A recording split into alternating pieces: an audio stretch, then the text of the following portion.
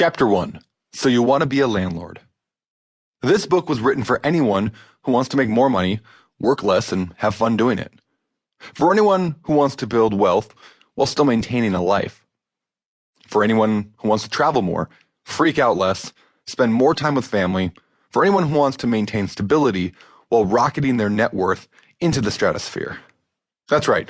Effective landlording can accomplish all these goals and can do so in powerful ways.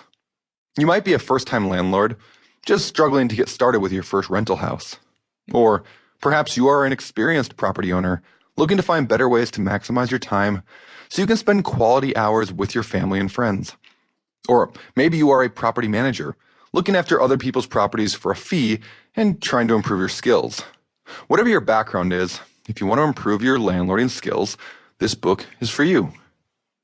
We wrote this book for learners, people who don't have all the answers but are continually trying to improve their skills and pick up new tricks. It's for experimenters, those willing to hear new ideas and try them out on their own lives, willing to take the risks of trying something new to find a long-term solution to their problems. And it is for hard workers, those who don't believe success comes overnight, who are willing to get down and dirty and not give up on the first failure. In short, this book is for you. If you want to see the power that effective management can have on your real estate investments and on your personal life, keep reading. About the authors. The beginning years of our marriage are often the most blissful. Romantic dates, chocolate gifts, and real estate? Well, that's our story anyway. I, Brandon, first met Heather in college and instantly fell in love. That's no exaggeration. I remember seeing her across the lawn from my dorm room, and I said to myself before ever meeting her, that is the woman I'm going to marry. Less than 4 years later, we tied the knot in an outdoor ceremony in the middle of the Lake Quinault rainforest, 2 hours from Seattle. Instead of the traditional American story of getting solid jobs, moving to the suburbs, having 2.5 kids, and growing old, we decided to buck tradition and invest in real estate, foregoing law school to pick up a paintbrush. After selling the home I had purchased before getting married, we bought a small fixer-upper duplex together in the small logging town of Hoquiam, Washington, and immediately jumped into the world of landlording, knowing absolutely nothing about what that really meant, other than it sounded like a good idea. On a side note, that duplex, we soon discovered, had a very unique history.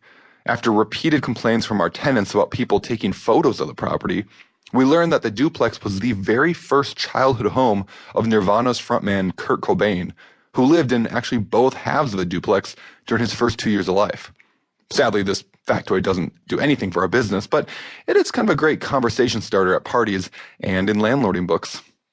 So over the next decade, we continued to acquire more and more rentals while continuing to manage them ourselves. We made every mistake in the book, which you'll hear about in the pages to come, and we learned a lot of painful lessons along the way. However, we also discovered that landlording success is not a mystery. In fact, managing tenants is a fairly routine process once we learned how to do it correctly.